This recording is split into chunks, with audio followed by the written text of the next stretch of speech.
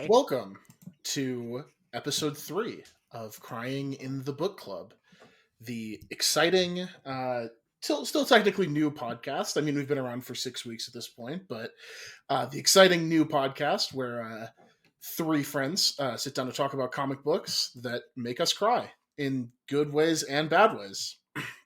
So far, mostly good ways, I think. But each episode, we pick a comic from the history of the medium and we read it and talk about it. And one of these days, we'll get one that makes us cry in a bad way.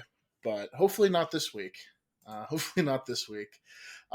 This episode, I got to pick the comic book. I'm Jean-Luc, the host of the podcast, and I'm joined, as always, by my two trusty co-hosts, Emily.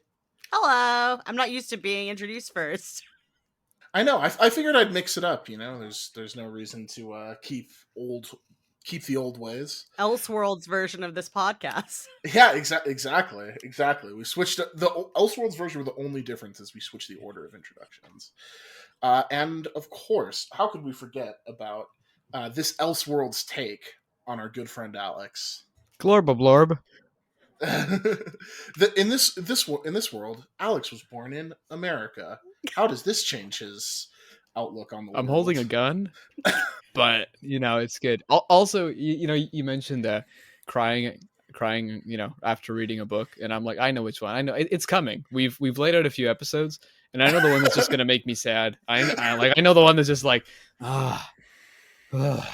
Claudia, please. We won't say the title. Well, now people can infer it, but that's the author. It's just a name. We'll build to it. The sense of dread will just grow. It's not even like soon either. Episode. It's just it's far enough away, but it's like I know it's coming. We're not recording that episode for like a month and a half, so you got a lot of time to build up. We have a lot of time to build readers up to it. But this episode, like I said, I picked the comic, and I chose a comic that this actually is a break for me. This is the first one that we've done that I have never read before, which is Batman Gotham by Gaslight. And we decided, since Gotham by Gaslight is so short, throw in the sequel too, which is called Master of the Future. And the two are, commonly collected together. So figured we might as well just read them both, but not all of the other appearances of this Elseworlds Batman. I think Emily, you and I both got the same trade on Comixology that has like 4 or 5 issues in the back that we both were just like, I'm not reading that. Honest to God, I started like the first page and like my eyes glazed over and I just couldn't do it. Like, I was like, I'm not gonna care about this. I'm really not. Was it the it was the Convergence one, but was it the one where it's like, because the Convergence story was like, all these different worlds and fighting against each other, and if you lose, you're eliminated from the multiverse. It's like, yeah, that was one of the dumbest events. In theory, I kind of like the idea of like, oh, they're having gladiator fights, and like, it's two worlds and they're fighting, but every single issue ended with both worlds surviving. No one died, and then it went on. Yeah, so there was Convergence stuff, and then I think there was like a multiversity one shot as well, or it might not be like a one shot, but I think there might have been an issue of multiversity where the Gotham by Gaslight Batman appears, and they just included that in the collection. I believe that's correct. Divorced from the other 6 issues of multiversity. The Curse site did only had the 2 stories together, so you're perfect. Fine. I guess I was missing out. Yeah, so that's perfect for you. But I guess we should dive into it.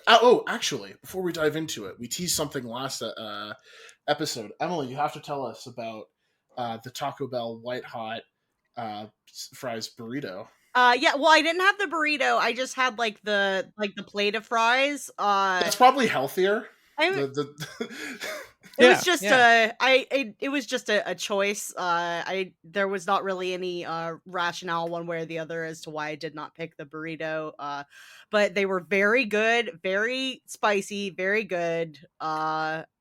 Quite enjoyed it. I actually several days later tried to get them again, and there was like some sporting event happening with the college, and so apparently they ran out of nacho fries. I had to get my white hot ranch nacho fries with the the cubed potatoes, which was still good, but It's just not the same. Is this not America? This is not America. Oh, this is America. The nacho fries shortages this time they've brought them back have been honestly unbelievable. There have been so many Wait, times. really? Yeah, like there have been so many times in the last couple months where I've like gone to a Taco Bell and I'm like, oh yeah, and can I get the nacho fries as well? Oh, and they're like, it was so "Oh, bad. wow." They were out of Baja Blast. That happened to me a couple weeks ago too. Yeah. One of my coworkers and I went out to the drive-thru and we finished our orders and I'm like, oh, and 2 Baja Blasts. And they're like, oh, sorry, we're out. My coworker was like, it's chalked. We should just leave.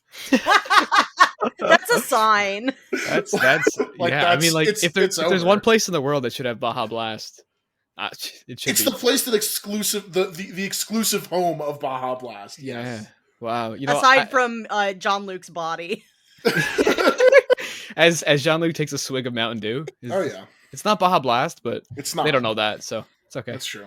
You could have told them and no one would have been the wiser. It's true. I don't like lying to our listeners. It's just you wouldn't want to gaslight them. That was a good segue. I had one lined up too, but that one was way better. What was your segue? Oh, I was just gonna say, yeah, we don't want to lie to them, so I've got some facts about Gotham by Gaslight, which is kind of lame. That was killer. That's a seasoned podcast. I've never heard a podcast that has a successful transition and doesn't like pat themselves on the back for it. It's never just like transition. Because listeners aren't smart. I'm sorry, guys. Podcasting is a very insecure business. We gotta reassure ourselves at all times. Yeah, exactly. But anyway, Gotham by Gaslight and Batman of the Future. So these are two elseworlds stories starring Batman. You haven't inferred that. Mr. Wayne. Mr. Bruce Wayne. Both of which are written by Brian Augustyn, who was primarily like known as an editor at this time. He actually, I looked him up. He's like super important. He's the guy who like hired Mark Waid to write Flash and like broke Mark Waid out. So I didn't expect this to have so many like super important people involved in it. But obviously, the big thing it's known for is being the big breakout for Mike Mignola of Hellboy fame, who drew Gotham by Gaslight. And then Batman of the Future was drawn by Eduardo Barreto. So a switch of artists. Barreto was a really prolific South American artist from the 80s and into the 90s. Drew everything from like Spider-Man, Fantastic Four, obviously a bunch of other stuff as well. Yeah. And the two books were released as two oversized one-shots in 1989 and 1991. And Gotham by Gaslight is, in addition to being considered, the breakout for Mike Mignola on interior art, he'd done a bunch of cover work before. Gotham by Gaslight is also the first DC comic to fall under the Elseworlds imprint. Oh, I didn't realize that. Yeah. So when it was published, it wasn't published with the Elseworlds. Obviously, it's not the first Elseworlds story. It wasn't even initially published with the Elseworlds imprint, like when it first came out. But it was super popular, super critically acclaimed, to the point that it spawned that imprint at DC. And then obviously in all of the collected editions, it had the Elseworlds logo and everything, and that was a super popular imprint for a really long time. They killed it they didn't kill it until like right before the New 52 came out. And there's a lot of, really popular stories like, Superman Red Sun. And it's kind of just become commonplace that there are these like stories starring these famous DC heroes that aren't in continuity. But at the time it was like, whoa, you can do that? Yeah. Oh my gosh. And it had been done before, but never as popular as this. Sort of like playing with Barbie dolls. Yeah, it really is like that. Yeah, it's like just like, well, what if I dressed Batman up in a different way? It's like when I bought when I was gifted a Shakira Barbie as a child, and I didn't know who Shakira was. The true story. She's the star of Zootopia. Yeah. Wait, is she? Well, she did like a song for Zootopia, and she plays like a gazelle. Yeah. You know what? If our former co-host, whose name escapes me at the moment, was here, he would. I don't know. He likes Zootopia. I'm gonna go find that on E621. Oh, do not type in Zootopia, or do on E621. Like that is. Ooh. Yeah, We're that not is, your dad. We're not going to tell you what to do. It's true. yeah. Well, but maybe avoid that. I will give you advice at least. But yeah, I mean, it's also like not only even though the Elseworlds imprint is gone at DC, like not only like Alex said, do they continue doing a lot of Elseworlds stories, but colloquially, everybody just calls these sort of out of continuity things Elseworlds. Like whenever something like there was the Tom Taylor zombie book in the DC universe, Deceased. Deceased. Great Yeah. name. Great name. Yeah. Like, Oh, yeah. man. That is, hold on. We have to pause for a second. That is a really good name. Yeah. Yeah, Deceased. yeah. It's great. Incredible. There's that vampire one that came out recently. Also by Tom Taylor. He's also done by Tom Taylor. The vampire one, Deceased, and Injustice. So he's like, and the medieval one. Yeah. So he's it's a good niche because his niche is like, yeah. I guess it's just Tom Taylor doing Yeah. it now. Yeah. But anyway, like the point being, everyone calls them Elseworlds, and that wouldn't exist without Gotham by Gaslight. And having never read it before, and being somebody who reads a lot of comics and especially likes a lot of DC comics, I felt like I should fill that void. It's so before we get surprising, into No, I'm just saying it's surprising that we I don't know. that none of us have We've read a lot of Batman comics and like I've we read haven't so read many Batman we haven't read comics. Gotham by Gaslight. I mean, yeah. I'd never even heard of this before Oh, yeah. you guys brought it up. I had never heard of this. You learn something new every day. That's true, especially Wow. in comic books. Especially in comic books. There's so many comic books. Before we dive into it, I guess spoiler warning for Gotham by Gaslight and Batman of the Future. You can just pause and go read those. It'll take you like an hour. Yeah, it's 60 they're- pages for Gaslight, 60 pages for Batman of the Future, something like that. Yeah, It's a little more for super digestible. it's a little more for Batman of the Future, but yeah. Yeah, like not by much. Definitely not, all 6 volumes of Scott Pilgrim. No. No, pretty close, but not quite. Yeah. But anyway, so Gotham by Gaslight, it takes place at the turn of the 20th century in Gotham City, late 1800s, following Bruce Wayne's sort of emergence as Batman. It's kind of an origin story, sort of year one type thing, but concurrently with Bruce Wayne coming back from abroad and coming out as Batman. Well, not coming out as Batman, but Batman showing up on the scene.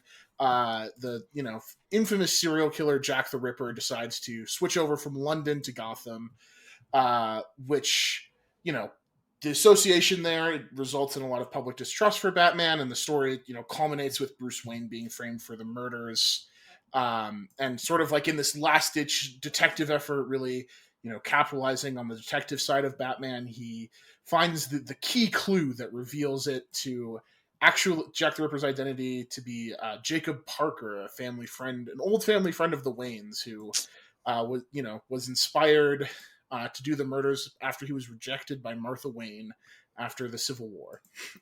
As you do, yeah. As you do, I mean, look, whenever a woman rejects me, I'm just like, I guess I'm gonna go kill some people. That's why I stopped asking. That's why I stopped asking people out. I was like, I'm glad you're no longer on Tinder. That's That's yeah. Yikes. Just kidding. Yeah, I was doing a lot. Yeah. Anyway, Batman of the Future picks up 3 years later, with Batman is more established, but also he's solved the mystery of who killed his parents, brought them to justice, and is thinking that it's time to retire the cloak. He's got a fiance.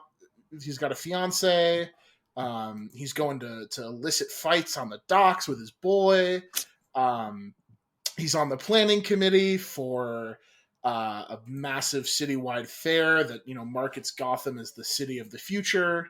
So it's all going pretty. Things are all coming up Bruce for a little while until a dastardly fellow called Alexandre LeRoi emerges on the scene, threatening to burn the city down if the fair proceeds.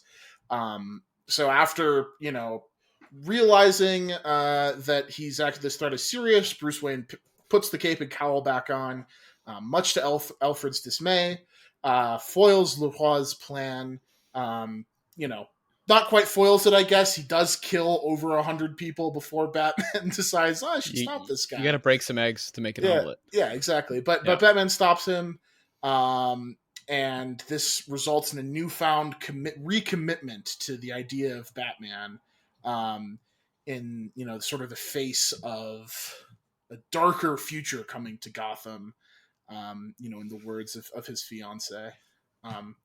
So that's the basic plot summary, sort of high level stuff. There's not like too much depth to the basic like plots of these, but since none of us have read it before, I can't ask the normal like easy question of, oh, what's your history with this? So instead, I'm just gonna ask, y'all like it?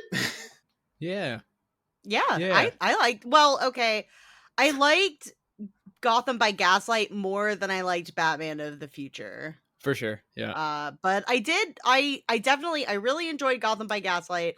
I was a little disappointed by Batman of the Future. It felt like sort of a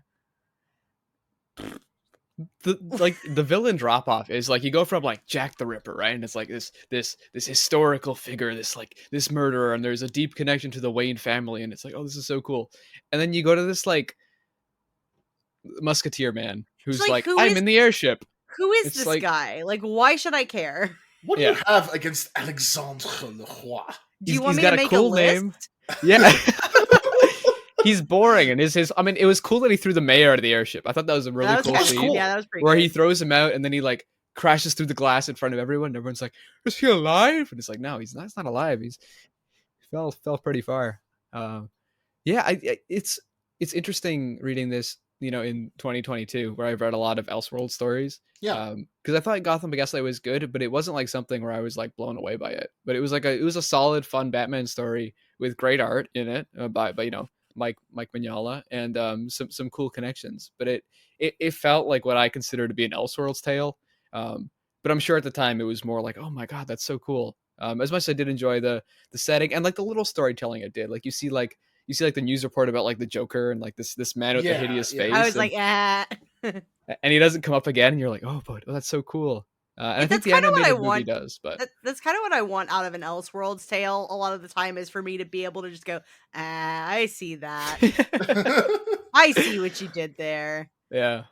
I mean, that is one of the cool things about them, right? Is sort of like, and it's one of the things that makes a good Elseworlds story feel like a more full like world and story, is when it is sort of like fan servicey stuff like that, but it does help when it's like, oh, these circumstances are different and it doesn't only impact this specific story we're telling. Mm-hmm.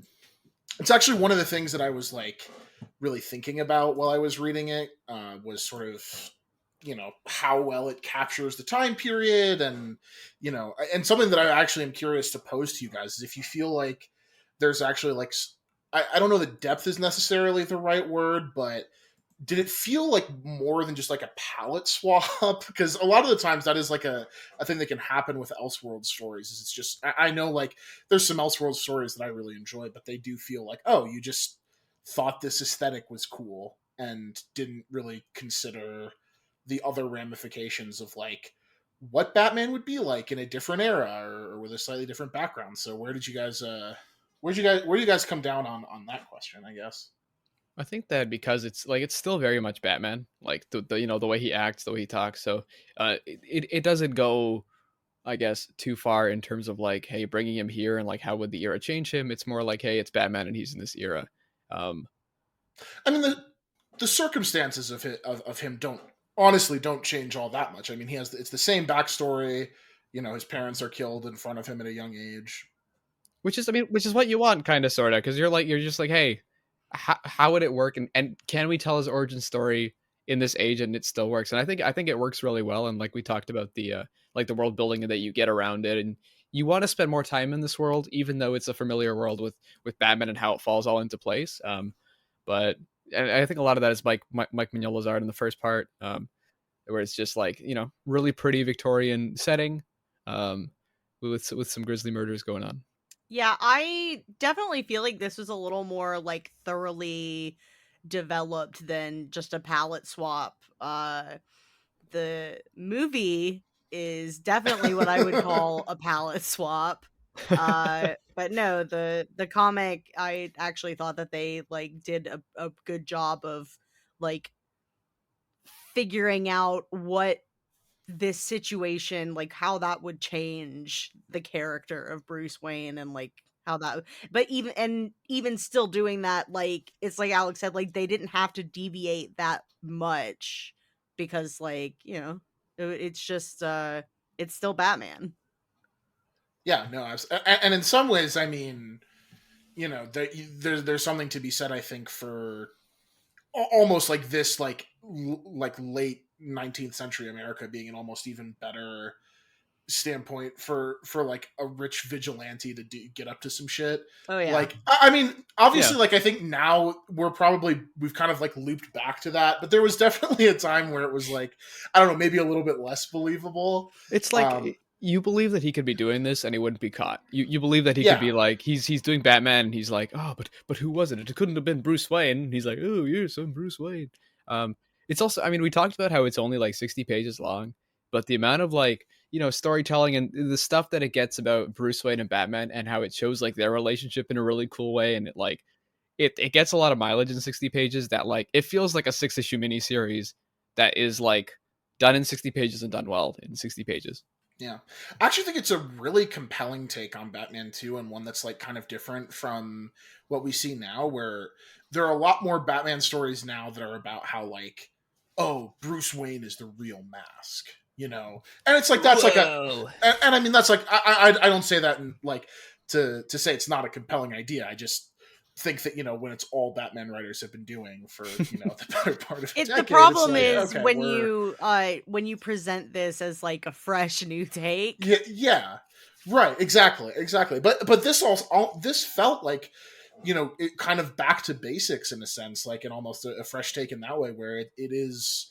To Alex's point about like how it is like a lot about the relationship between Batman and Bruce Wayne, they feel it feels like there's much more of a disconnect between those two lives in at least in Gotham by Gaslight and at the beginning of Master of the Future, although Batman of the Future seems to be going in that direction. Yeah, and I didn't care as much about Batman of the Future, but I did like where it ended, where it was Julia finds out that he's Batman, and like it's one of the few Batman stories, and I know technically like we don't know what happens after, but where it's like Batman is Batman and he's like doing his thing, and his parents are avenged, so he's no longer like tortured by that, but he's also able to like have a romantic relationship with someone who he trusts, which is like if anything, like that's the most shocking part of the Elseworlds tale, where you're like, oh my god, he did it. Well, wow. That's such a great reveal, and I think that it's led up to well in Batman of the Future. But I agree, that is like one of the stronger points of Batman of the Future, is you have that sort of like background story going on with Julia, who like is telling the story about how she got saved by Batman and how she's like kind of in love with him, but she's also engaged to Bruce, and then at the end it turns out like she made the connection a long time ago. I thought that was kind of corny. Really? Yeah. I didn't really like Julia is the thing. So like it kind of falls apart if you don't really like her as a character. Yeah. Yeah. You wanted Batman to stand her up at the wedding. I didn't want to be mean to her. I just didn't like her. Yeah.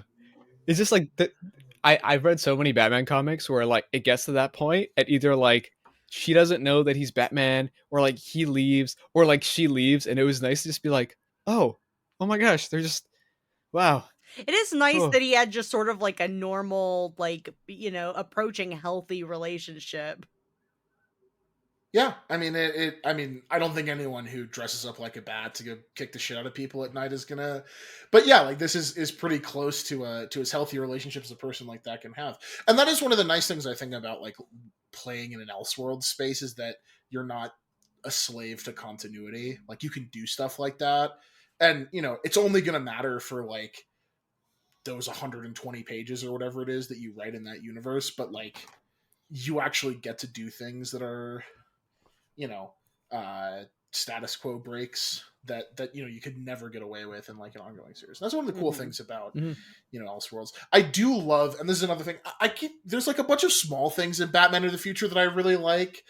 Going back to what I said on the last episode about you get to the bottom of the Doritos bag and just get the like fingers of dust. There's a lot of things like that in in Batman in Batman the Future. I love that, like, yeah, no matter what universe we're in, Alfred is still just like hates that when he puts the suit on. Alfred, there's like that panel where Alfred is like encouraging him, like, oh, the cops can handle it, just do, just let it go, you got a good life. And then he later on, he like walks down to the cave and sees him, he's like, oh fuck, man. Which I thought was a really good detail.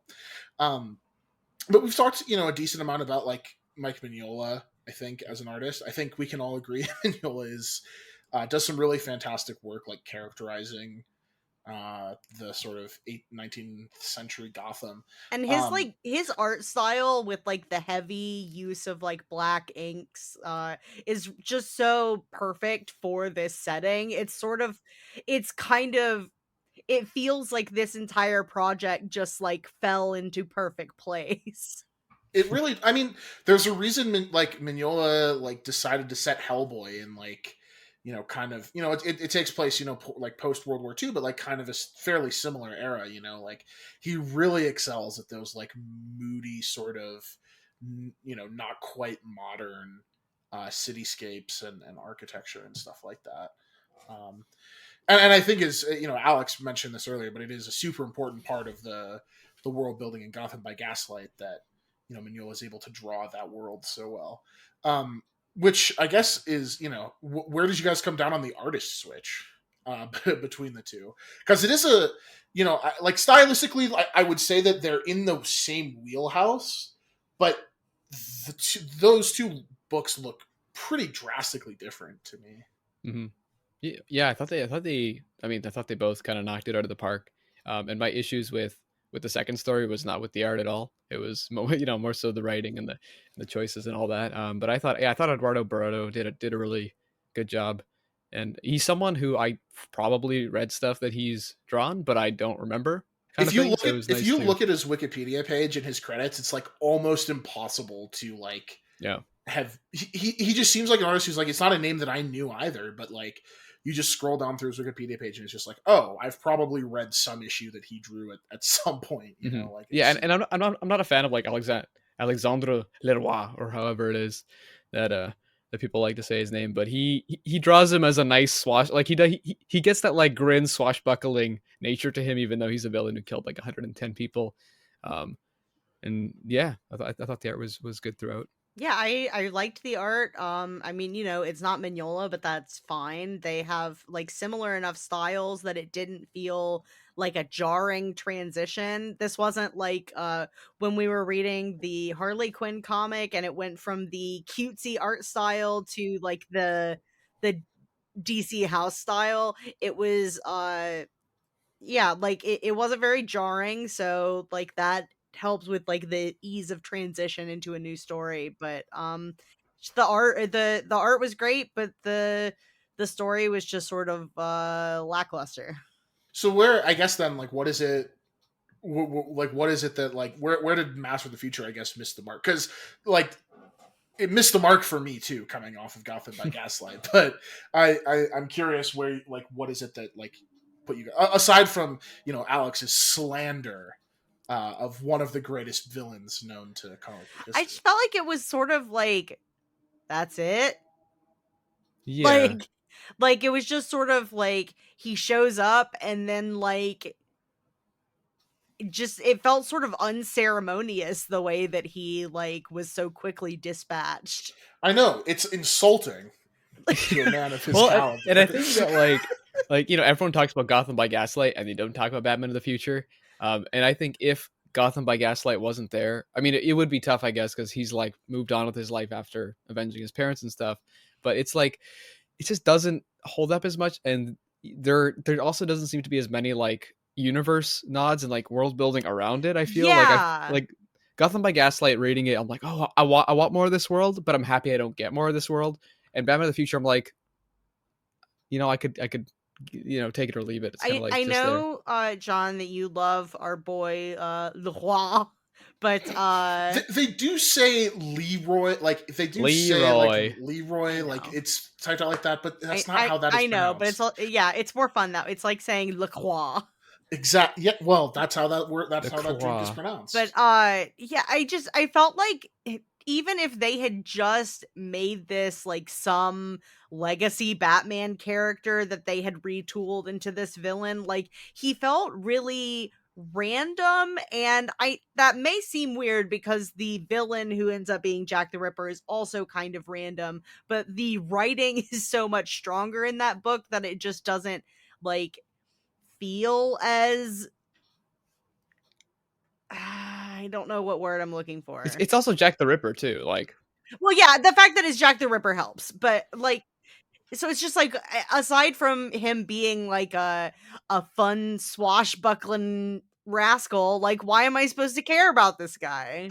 Yeah, no, I totally. It's such a 182 because like Gotham by Gaslight really feels like a detective Batman story, and you know for what it can do in 60 pages. I'm not saying it's like some intricate puzzle box that you know. But there's some detectiving. But there's like there's detectiving, and it also Mhm. comes with the sort of like built-in prestige of like, oh, Jack the Ripper. We don't know who that's not a we never solved those murders were like never actually solved. So it's like there's some sort of like built-in prestige to it that like you know to have Batman solve something like that. Like there's like you bring things in from the real world and you can like you know sort of transcribe that onto the story that's being told. And also like it is like you know the big thing in Gotham by Gaslight is not like some big like fight at the end. It's Bruce Wayne gets framed for murder and is in a prison cell, and you know gets the case file and is like analyzing the case file and finds like you know sees a picture of the knife and recognizes the insignia on it and is able to like piece things together that way. You know, and that's and there's so much building up to that that's like supposed to establish that he is this like really great detective. I mean, the opening scene is him like talking to Freud, learning like Freud's methods. Oh my god, that was funny. The opening reveal that he's talking to Freud, I'm like, okay, fine. Yeah. I'd also forgotten about that. It was like, okay. I would love a comic where Batman and Freud actually like talked to each other, like had a dialogue for 60 pages. Sometimes a bat is just a bat. Yeah. Yes. But you know, like it does all of that, like I think, and then you know he has this rapport already with Gordon as you know solving crimes, and that's like it's sort of like detective serial pulpy in that way. That is For sure. And then Master of the Future just it does feel like a much more traditional Batman story. I mean, you could I hate to say this, but you could swap out Alexandre for you know Ra's al Ghul or.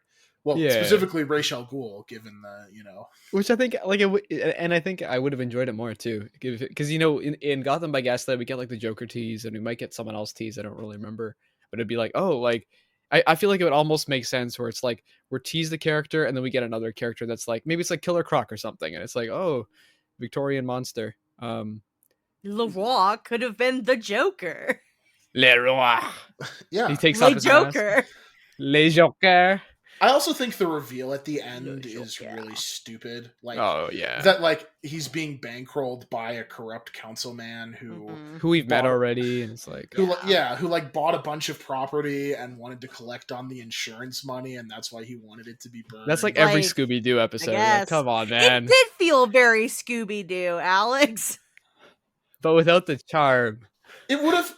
I almost think it would have been more compelling if like we'd seen that part of it get worked out, but it felt very much like, you know, it reminded me a lot of the end of Hush, where Batman just like figures out that the Riddler was behind it, but you never see like the work. And that's like what, you know, Gotham by Gaslight does is you see the work and you get all the backstory and it like fills you in on everything so that like when he takes down Uncle Jacob at the end, it's like it's satisfying because you know how he got to this point. Yeah, we know how he got to this point. But you know when you know you just get like two pages at the end that's like, oh, he showed up at his office. Like it was you. And you got me.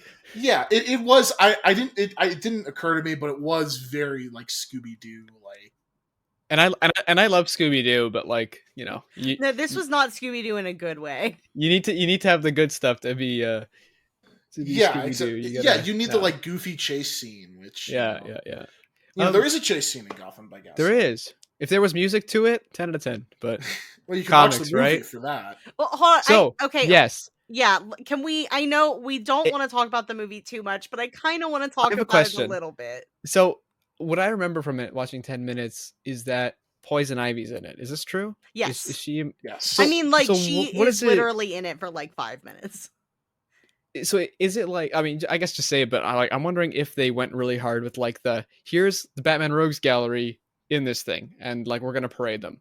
Yeah. Okay. All of the Robins are a little tiny street urchin orphan gang.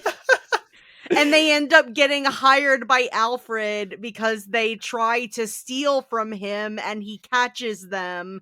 And he's like, here, I will help you. And he hires them to help him, like, I don't know, get some shit to Batman or something. I was kind of not paying attention through some of this because it's bad. Fair. But Alex, I would like to ask you if you could guess who you think Jack the Ripper was in the Gotham by Gaslight movie, because it is not our boy Uncle Jake. It's not Uncle Jake. If I remember correctly, is not even in the movie. No, not at all. Okay. Is it a? It is a pre-existing Batman character. Is An it a important villain one. or a hero? I'm not gonna answer that. It's Bruce Wayne's dad, Thomas Wayne. That'd No, be pretty okay. good, but no. Okay. That It's would be Alfred. less stupid. That Okay, would one more also guess. be. That also might be less stupid. Yeah, Commissioner. maybe. Oh, Harvey Dent, Two-Face. No. Commissioner No. Gordon. I'm You done. all, I'm yeah. done. No, it was. It is Gordon. Commissioner Gordon. It is 100% Commissioner Gordon is fucking cuckoo for Cocoa Puffs. Like, he has this insane, righteous. I mean, like, they're playing on the like actual Jack the Ripper stuff, but like cranking it up to like a 13 in like the worst way. And oh god, it's horrible and bad. The character So- assassination of Jim Jack the Gordon Ripper. and Jack the Ripper He was a nice guy. and Selena Kyle in And this Selena. movie. Oh my god, the Selena Kyle shit. What's the Selena Kyle stuff? Oh, she's like a women's rights activist, but in a way that is like actually very sexist and awful. Lovely. And everything about the way that they write her character is terrible. There are some really good voice actor, like really like known, like name voice actors in this, and I'm glad that they all got like a nice easy payday. But like, oh my god, this movie sucks so bad.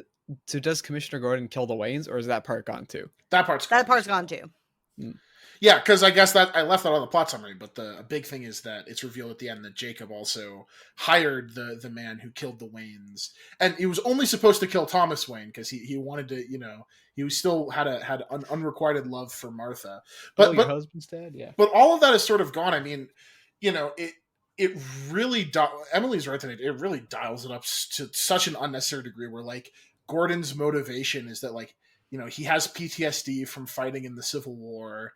And he, as a result of that, like wants to cleanse Gotham. He's very much like a Ra's al Ghul type. If Ra's al Ghul specifically wanted to kill hookers and drug dealers, like it's granted it's like a twist, and it's at least like it's not like taking Gotham by Gaslight and just copying it. It's like let's put our own twist on it, but it's like. There are things that, like, what's the point of adapting Gotham by Gaslight if you're not going to like? It's a completely different story. Yeah, I mean, they really all they did was kind of lift the aesthetic, and there's like a couple of times that they like throw in like some like line references to the actual comic. They draw a little bit from Batman of the Future in that there is a blimp and the World's Fair in this also. Yeah, but like nice. that isn't really much of anything either. Yeah, I mean it is, and it is so uninterested in like the Batman side of things. Like for like Gotham by Gaslight and Batman of the Future, I think have a really interesting sort of perspective on the Batman character, and the movie is so uninterested in any of that. Does he get happily married at the end or engaged? No, he does not. He's like fucking Selena Kyle in this movie. Batman fucking Selena Kyle is very in right now. Yeah, that's true. Huh. We've talked about, it's funny, we've talked about 3 comic books and they all have their own movie adaptations. What's your ranking right now? Those 3. Wait, Hush, this, No. No, and no, no. Just like on the podcast, the three. Scott Pilgrim, Oh, Watchmen, okay, and right. My Yeah, bad. yeah. I thought you meant It's- DC. No. Scott Pilgrim, Watchmen, Gotham by Gaslight, and it's not like close, right? I Like, have a hard time deciding whether I think Gotham by Gaslight is worse than Watchmen. I would really? say Oh, I would man, say I mean, Gotham by okay, I Gaslight. guess it's okay. Watchmen is a better film technically, but I get relatively the same amount of enjoyment, I guess. Mhm. And So it's hard Gotham to by say. Gaslight took 10 minutes from my life because I didn't finish it, whereas Watchmen took like 3 hours. So it's you like watch the ultimate cut. That's your own fault. it's the only one they had on the site. Damn. Yeah, no, I mean the movie is just like a massive like assassination of the comic. There's like no better way to describe it. It's like It's virtually unrecognizable. It's interesting because I think in Hush they also changed the ending. They Of, changed a like, lot who- about who Hush it is. also. Yeah, too. so it seems the ones that they're adapting now, they're like, well, some of them at least, they're like, hey, you know this? What if we change it a little? What if it's a twist? Well, because I mean that's the thing, right? Like I understand like changing that for an adaptation because like, you know, if you're telling it what is essentially a detective story, you know, part of the fun is that like there's a twist at the end that you like Yeah. you know, don't know who it is. So if it was just, you know, Uncle Jacob, then I understand that aspect of it. I don't know why they had Gordon go fucking cuckoo for Cocoa Puffs. Change Like, as a concept is not bad. It is the specific changes that were made. It's just like, It's- yeah, they're all... it's also like it is really weird because it's like there is a part of me that is like really put off by the ending of Batman of the Future because it feels like at the end of Batman of the Future, Batman has decided that he's going to be James Gordon from the Gotham by Gaslight animated movie, which is like in terms of like his sort of like crusade against crime and all of the like, you know, I there's a hate darkness that coming you're to. kind of right, Well, actually. yeah, So I it mean was a that's good like adaptation.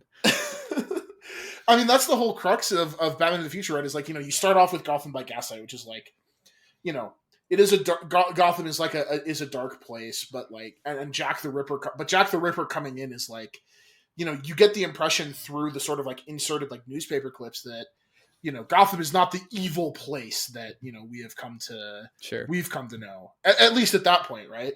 And then in Batman of the Future, the sort of thesis of the book is that no, it is becoming an evil place. Like they start off with like it almost being like more Metropolis-esque, you know, in terms of the DC universe, but then at the end, the whole reason Julia encourages him to put on the bat suit is like, you know, the people of Gotham are headed for some dark times and they need an avenging angel. So like that's like one of the other things that I really took away from it is, you know, what about that, like the sort of like what does that sort of imply about like I like about like Batman, and I'm curious like how much of that you think is just like, you know, sort of reactionary tendencies that are almost like inherent to the superhero genre that like, you know, Watchmen gets at, or like how much of it is just like the writer like inserting, you know, weird trad shit. Like I mean, I think it's interesting because like Batman's whole thing in a lot of his adaptations and work is like his parents were killed and he wants to either avenge them or make sure it doesn't happen to anyone else. That's like, you know, pretty central thesis to it. So he gets, you know, he solves the crime in this one and he like feels good, but he's not like, they're still dead, right? And like he still like doesn't want that to happen to anyone else. And you know, whether he shows that in a responsible or, you know, mentally stable way, no, but it's like it's an evolution that we see a lot with Batman, or even in the ones where like, hey, like in the animated series he like finds Joe Chill and like, you know, deals with that, and Joe Chill I think dies at the end and he forgives him or whatever happens, but he's still Batman after that, and he seems to always be. Yeah, I mean, there's definitely that aspect of it. There's also the like, to me, like, and this has sort of is something that's sort of core to the Batman mythology now, but sort of that like Batman's emergence sort of invites the rest of the sort of chaos and everything that comes with Gotham, right? Like, Sure. I don't necessarily think that, you know, it's an accident that Gotham by Gaslight is sort of set up as a year one style story where it's like, you know, Jack the Ripper and Bruce Wayne come to Gotham on the same fucking boat, you know, like, and I think that there's something interesting there because it's not just like, it's not just that, oh, the Joker wouldn't exist without Batman. The Joker was driven insane by, Batman's desire for order or whatever, right? Or Harvey Dent would have never, gotten have his face burned off if it weren't for like Batman showing up and like sticking it to the mob bosses, right? Like stuff like that. It's much more. I think like symbolically, it's much more foundational, almost than that. Sure. That, like there, and it's kind of interesting because you don't often see, and I think this is like very much like I probably am grasping a little bit here, but I feel like there sort of is an implication here that like, that Batman and Jack the Ripper are sort of, not one and the same, but letting either of them loose on an otherwise normal city has a similar effect. We're not so different, you and I. Yeah. What do you mean? But I mean, we even see that in the comic, right? It's like the in the newspaper inserts like can't decide if people can't decide if they're more scared of Jack the Ripper or Batman. Mm-hmm. Yeah. Which I think is a pretty compelling, in an Elseworlds context is a pretty compelling. Yeah, and I think because they show someone who's like the Joker, who might not actually, I guess, be the Joker yet. It's the Joker. Yeah, but like we don't know if did Batman have anything to do with that? Did that happen on its own? And it's just like, is the city getting darker and Batman's arrived at the right time, or is Batman arrived now the city's dark? So it's like or is the city getting darker and Batman arriving is also just as part of that? It doesn't help. It doesn't help. Yeah. Yeah. It's all sort of connected. It's cool that there's so much to unpack in a 60-page book. Like you had Batman of the future, but if you're just looking at Gaslight, it's just like, that's pretty cool. Like we're able to talk about similar time that we talk about like Scott Pilgrim, which is this 6-volume thing, as we're talking about 120 pages of a book. So yeah, that is true. Yeah. I mean, it's a compelling story. It's formulaic in some ways, but in ways that like feel, it's very much like back to basics almost. Which in some ways it's nice to have superhero comics that do that are just like, we're just gonna tell like a pretty straightforward story. It's there's a bad guy and a good guy, and the good guy has some shades of gray to him maybe. But it's pretty simple. He solves the crime. It's not like he's not uncovering the Court of Owls or whatever. It's not. Yeah. They're not aiming a doomsday laser at Gotham City. I wouldn't say the stakes are low, but they're not what we've sort of gotten used to. And I think that it's cool that was like one of the things to me that was like you read so many superhero comics for so long and. You sort of become desensitized that when you read something that is a much more straightforward story, it's like, oh, that's really cool. Yeah. I wish there were more of these. Yeah. I wish there were more stories like that. And really, I can't say enough good things about Mike Mignola. We have a bullet point here that says I'm curious about fan fiction. Yeah. So Gotham by Gaslight is. It's hard to call it a fan fiction when it's like a great writer and a great artist doing it, but it's it's and the also, idea It's published. also but officially sanctioned. But you forget all of that, and it's up till this point there weren't too many stories where it was like, hey, we're taking these characters and putting them in new directions the way we want to, and it's like, well, what would he look like in that? And that's a lot of fan fiction is like taking these characters that we know and love and sort of being like, what would they look like naked? Yeah, what would they look like naked? Or like, in Victorian times. Yeah, you know what? It's a good one. Mike Mignola and they didn't go that direction for this one. But it made me think they'd have to wait for, Brian Azzarello to do that. I got 3 issues of that comic book. And Lieber Mayhew is the artist on that who actually drew it, right? Yeah. It was, you know what? He's a great artist. That's nice cock. God bless. The point is though, it just made me think of the Batman issue early on in like the Silver Age where Alfred was writing fan fiction.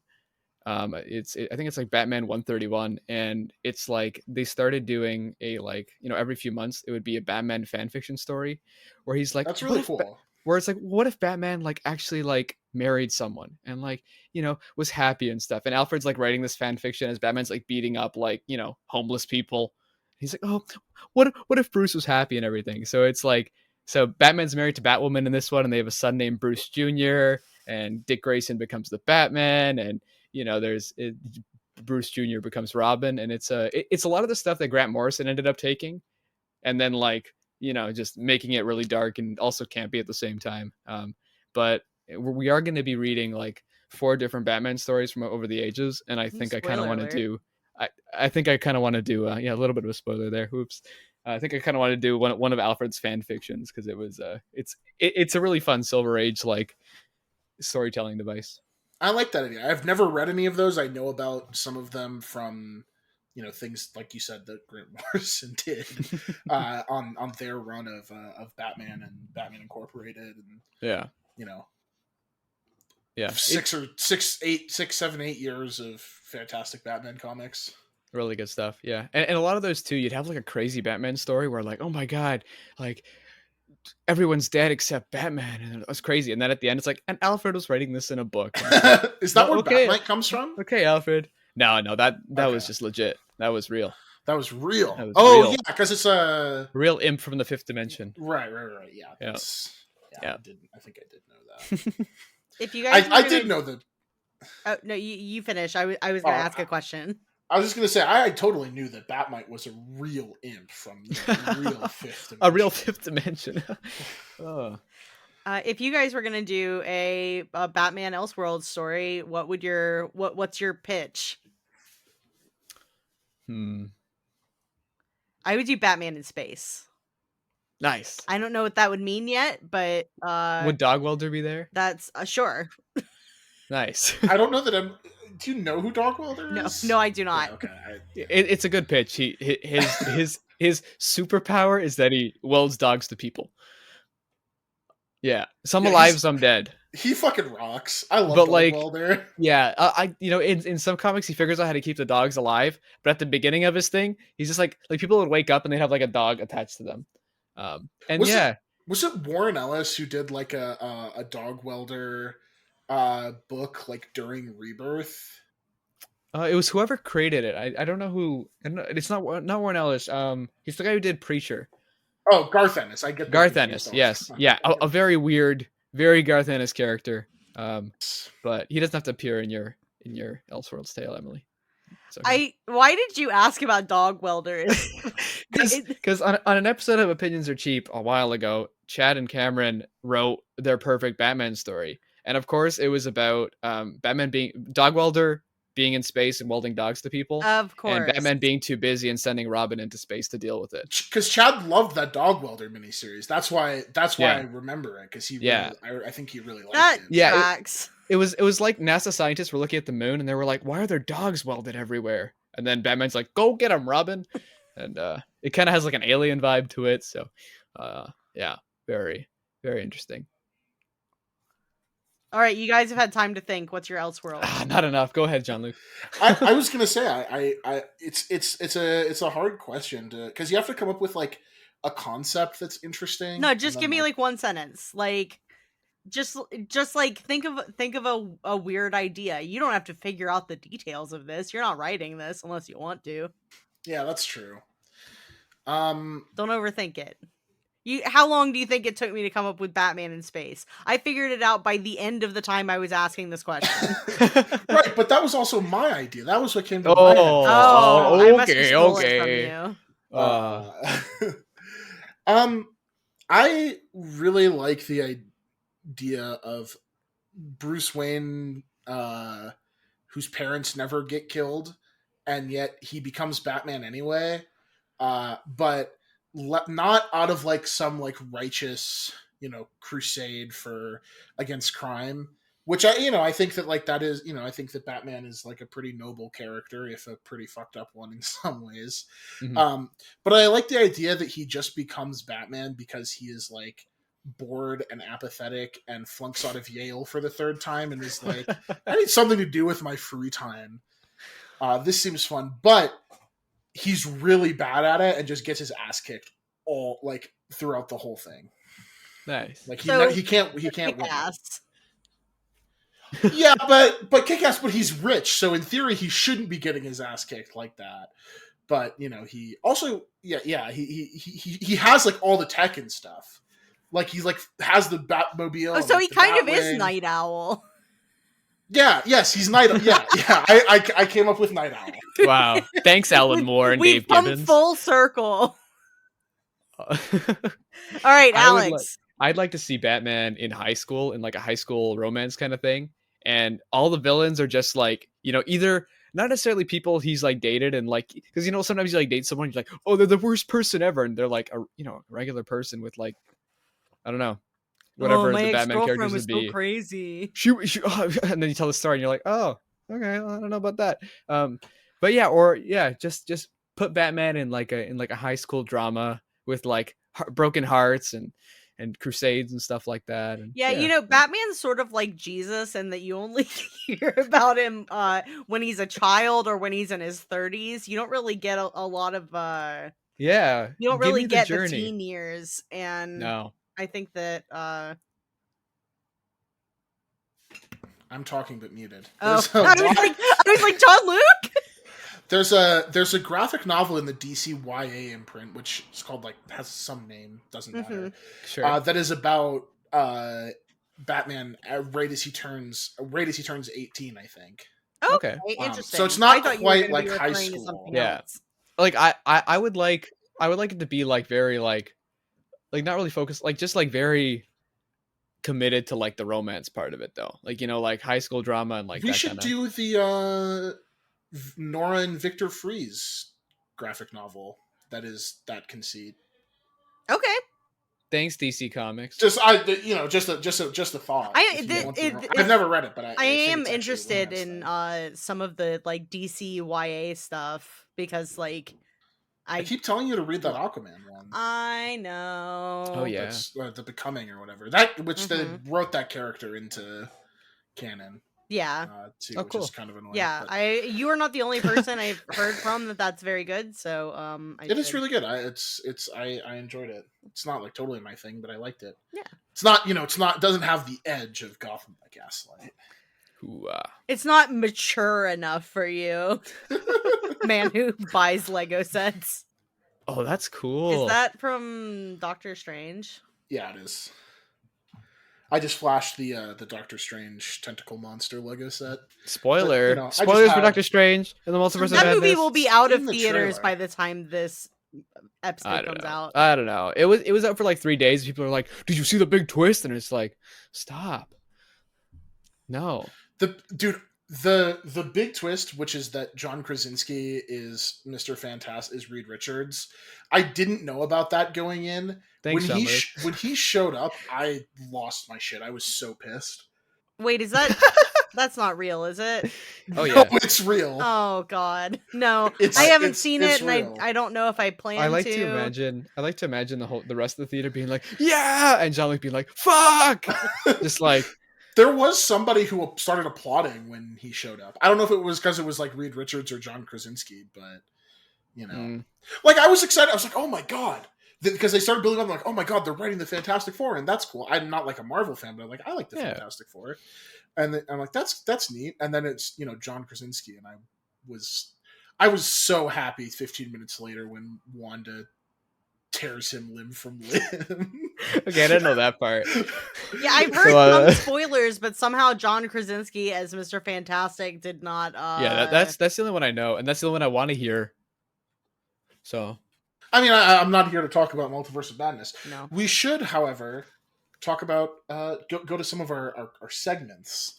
Yeah. So you may hear a ring. We don't have a doomsday clock. we'll have it. I should get some sort of doomsday clock, but in the What's that meantime, sound? I have does that help? Yeah, It's your boy, the Doomsday Clock.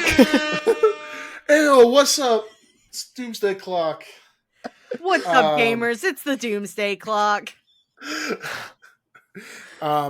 Yeah, and that means that it's time to talk about the characters that cry the most in Gotham by Gaslight / Batman of the Future. No, I thought this was is this not the segment where we talk about what made us cry? They're the same. We do this one and then we do that. Okay. 3 episodes in and we're falling apart. We're falling apart. We've Nobody only done knows, 3 nobody knows the episodes. segments. I think it's like we put the crying one in the character like in the thing earlier, but they don't know that, so it's okay. Yeah. Hello. Yeah, it's in the you know. We'll do a double feature. It's okay. Subscribe to our Patreon and you can get access to all the Google Docs. Yeah, and we also each cried for 1 minute straight. You can hear the audio. So if that We have a wets your unique whistle. cry for every episode. I'm minting my cries on the block.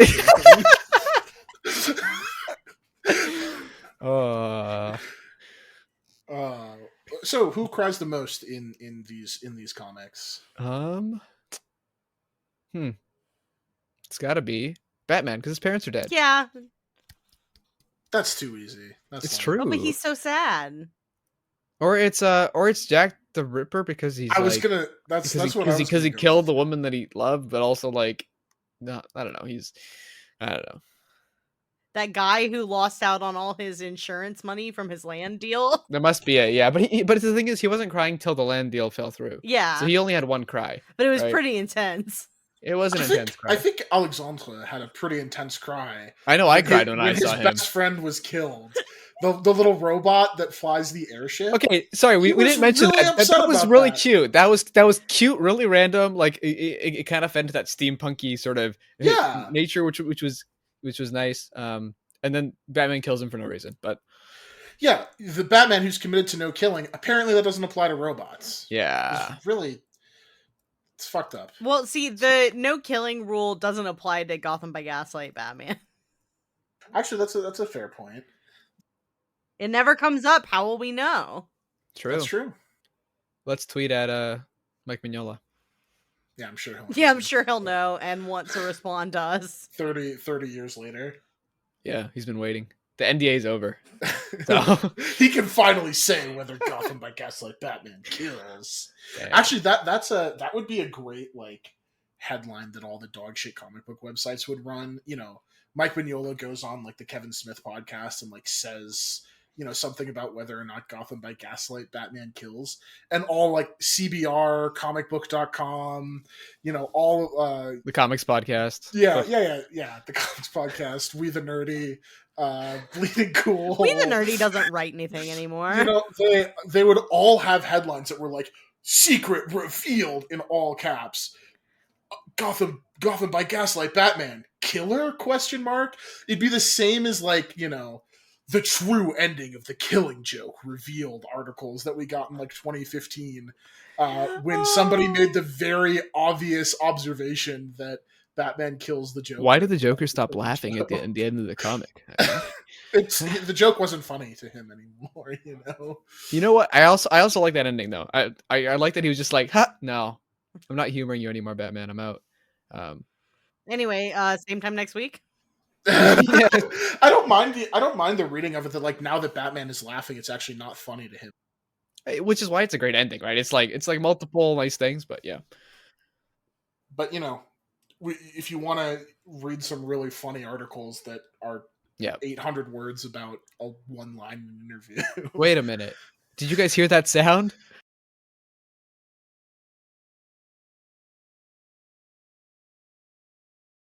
That's the Doomsday Clock saying it's time for our first ever cry space. What's a cry space, Jean-Luc? A cry space is when we talk about something that made us cry. This, you know, in the time since we last recorded an episode of this podcast.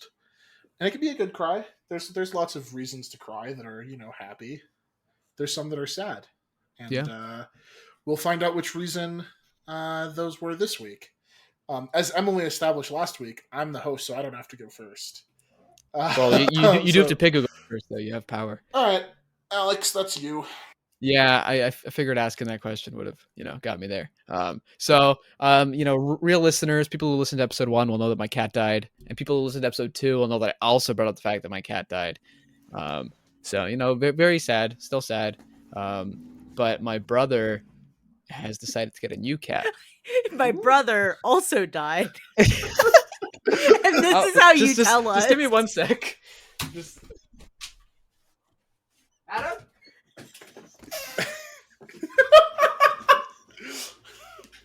Oh, commitment to the bit. Commitment to the bit. No, he good. He good. Is he okay? He's good. Yeah. Good. Yeah. But so We were we're worried. getting this little fur ball who looks a bit like Gollum from Lord of the Rings. A little baby, about 5 weeks old, which is gonna turn into a nice old Siamese cat, which we're gonna have. Oh, so So pretty. yeah, that's my happy cry space this week.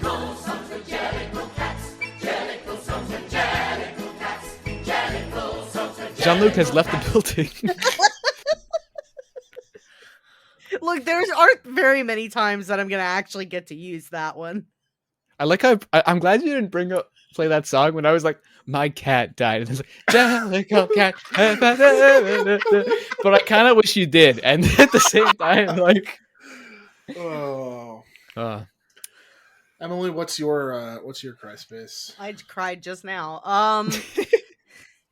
My cry space is I mentioned this in our group chat, but I watched the new Netflix show Heartstopper, which is based on a graphic novel, and I'm half tempted to just sort of slide that onto our list of things to read.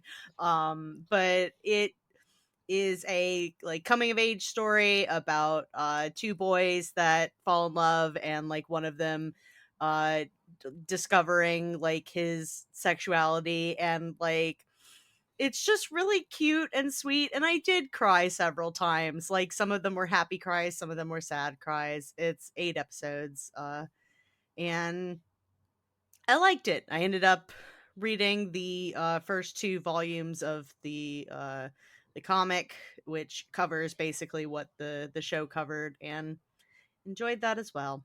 So happy Hey. and sad cries from a Netflix show. Nice. Netflix still makes shows. That's good to hear. It's just, yeah. That's why I started crying. Yeah, I also started crying when I heard that Netflix is making shows.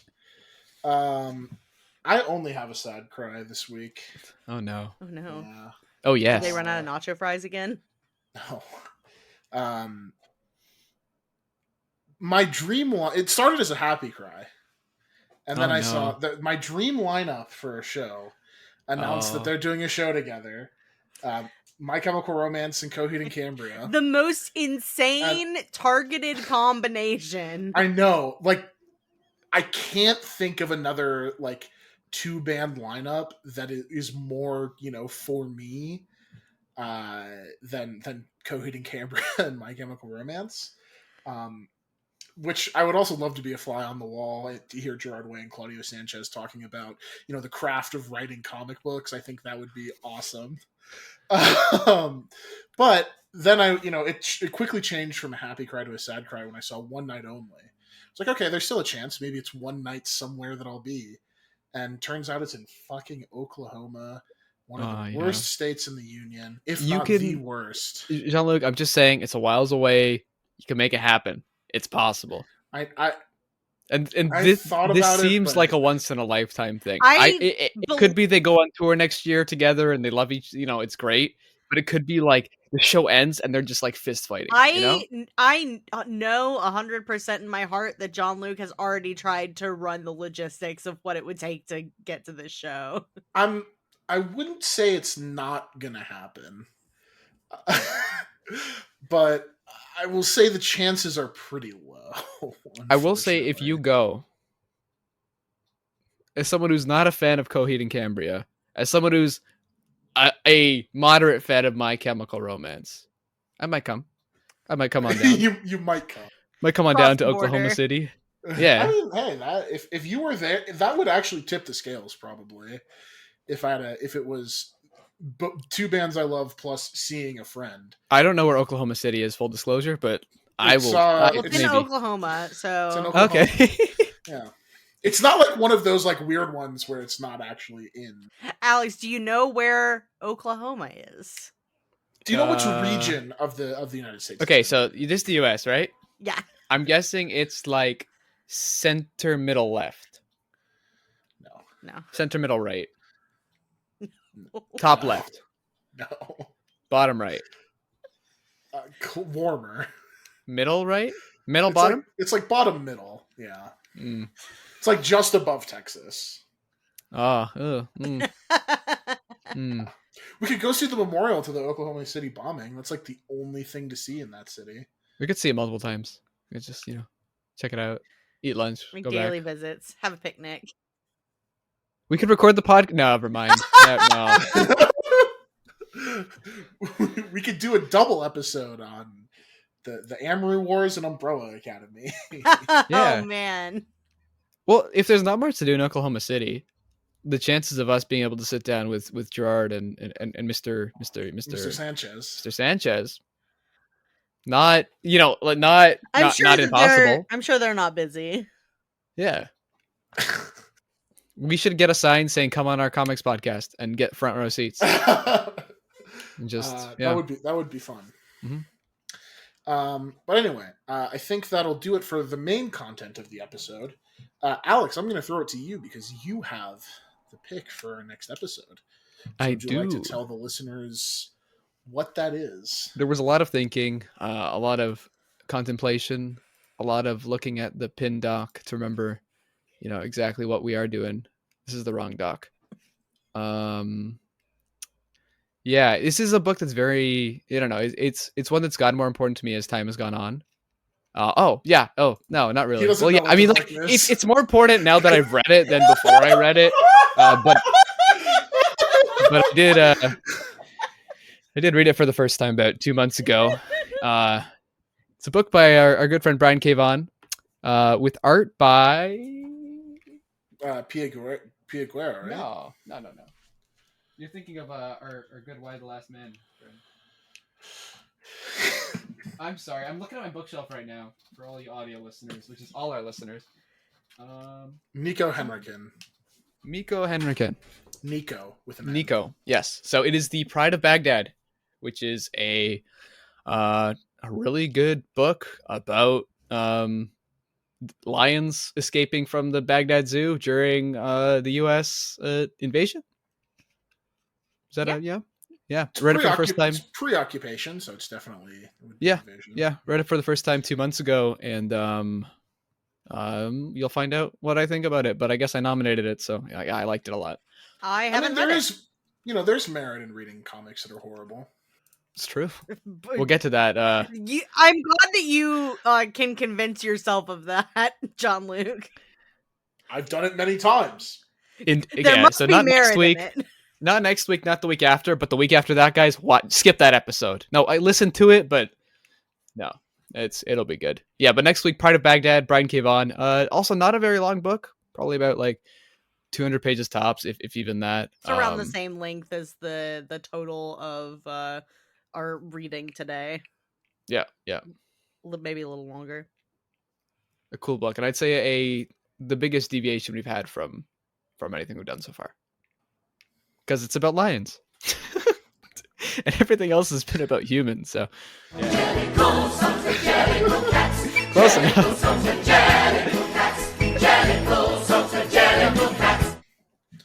I guess being about lions is pretty different. Yeah. I wonder if you'll be playing that next week after you read it. I don't know. Probably not. I feel like that's not the vibe. That is not the vibe of Pride of Baghdad. I haven't started it yet, and I have not read it before, but I get that is distinctly not the vibe. Yeah. But in 2 weeks, you'll have that episode all set for you. So very exciting. And Jean-Luc, you've read it before, and this is a revisit, correct? Yes. Cool. I read it once. It's been maybe 7 years. It's been there's a song I was thinking of, but it. Jellicle. Was it 1 week by the Bare Naked Ladies? It's been 1 week. Yeah. Oh, it was. Yeah, it was.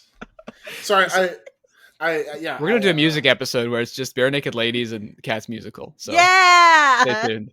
I'm very into this idea.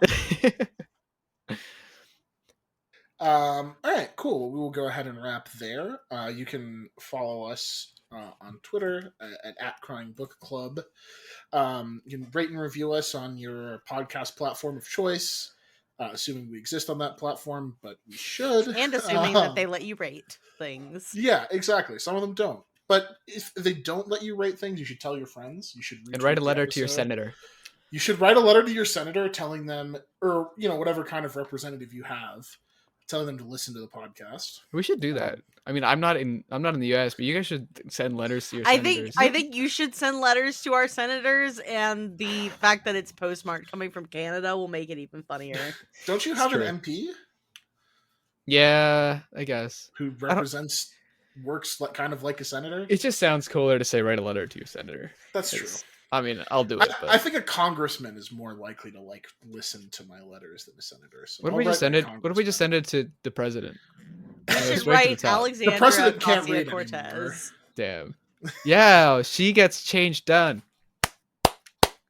Look, if AOC can play Among Us, she can listen to our podcast. She could be on our podcast next week. Pride of Baghdad. AOC. That would be an interesting conversation. They did an AOC comic, right? There was like a. They did. Oh like, my god! What There's was a comic that? company that does a lot of like parody ones, and they literally just take every political figure and throw them And together. we read it and it was horrible, right? Like, I have some Yeah, vague recollection. I don't It's know like if I was read one it. Of the worst things I'd ever. Well, read. don't worry. We'll look at those in a future episode. We'll look at that whole imprint. Yeah, that'll be worth our time. You can also find me on Twitter. I'm at Mountain Dew Liker, MT Dew Liker, and you can follow me on Letterboxd. I'm JL Boschbill there.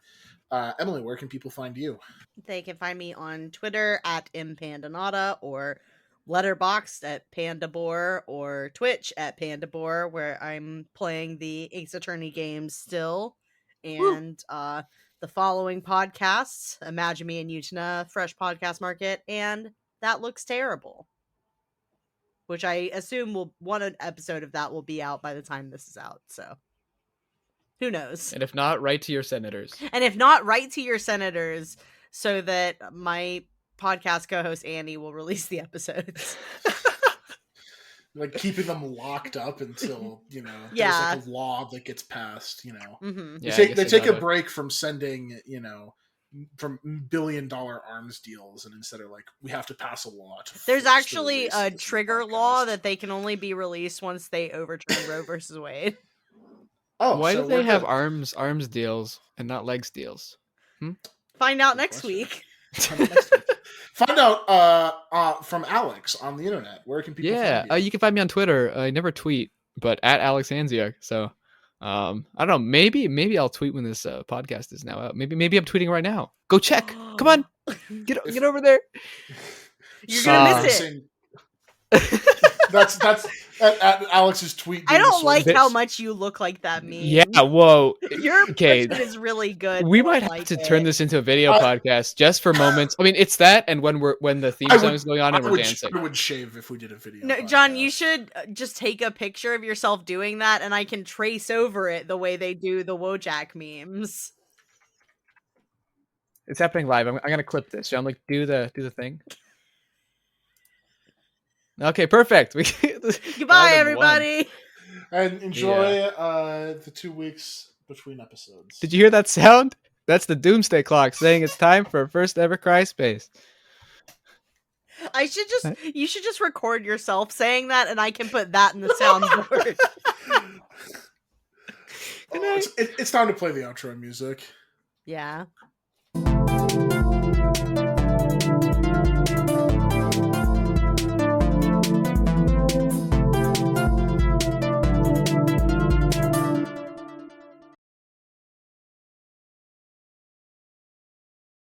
Words or Well, sentences. That's fine because like you don't necessarily need to read them beforehand.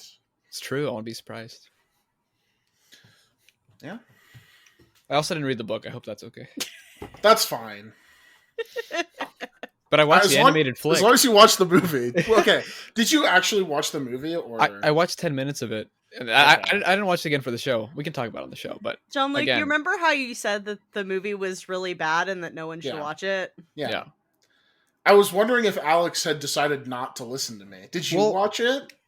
I decided not to listen to you. Oh, Emily. That's See, I was gonna I watch was it. right though, right? Like I finished watching it about an hour ago. Right that thing before is a dinner. piece of shit. Oh It's- god, it's so bad. It's like because I watched that before I read Gotham by Gaslight. Me and too. And the first scene I Oh think really? is like the brutal murder, like kind of rapey thing. I think that's the first Yeah, scene. It might be yeah. the second scene or something. But I turned it off after that. And then in this one, it's like sure, he killed people, but there's nothing like that. And it's like, Bruce Timm, are you just like, are you getting off on this?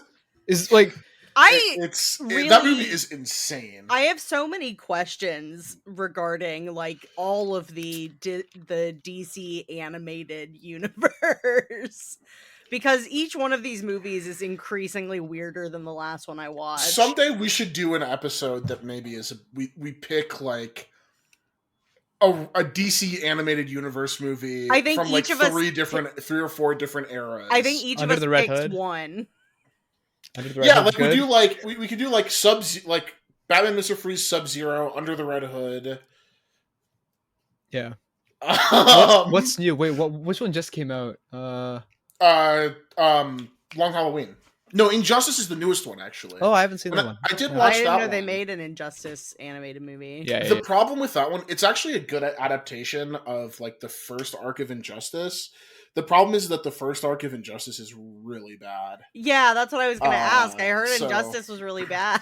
Oh, Alex really? loves Injustice. I love the the That was comic also, book. like, you right like the when it later first came stuff, out. right? Like not the Yeah, the like, whole, Right when you're it talking about the first comic came book? out was when I heard that it was bad. So Yeah, I it mean, was like I really got into it I think around the second arc of the first one, and then they did a Yeah. year 2 one which was really good too. the year 2 one is the one that I hear like a lot of actual praise Oh yeah, about. yeah. I mean, Okay, it's interesting. that was when I really started to like Tom Taylor as a writer. Yeah. With his elseworlds style. Yeah, it's related. Interesting.